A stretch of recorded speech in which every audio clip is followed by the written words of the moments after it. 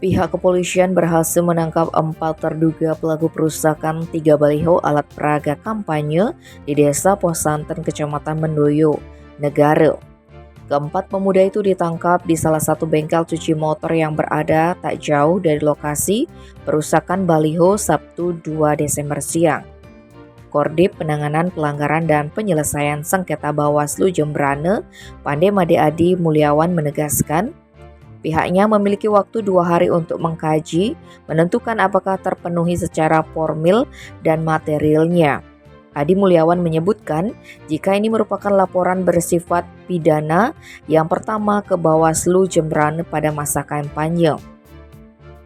1 baliho calon presiden dan wakil presiden Ganjar Pranowo, Mahfud MD, serta 2 baliho calon legislatif Sri Kandi PDIP Jembrane yang dipasang di Desa Posanten, Kecamatan Mendoyo, Kabupaten Jembrane rusak akibat tindakan orang tak dikenal. Sekretaris DPC PDI Perjuangan Jembrane 5D Sri Sutarmi telah melaporkan kejadian ini ke Bawaslu Kabupaten Jembrane Sabtu 2 Desember. Menurut Sri Kandi PDIP Jembrane yang juga Ketua DPRD Kabupaten Jembrane itu, perusakan tersebut tampak sebagai suatu kesengajaan karena hanya merusak dan mencoba membakar bekas sobekan baliho dari PDIP saja.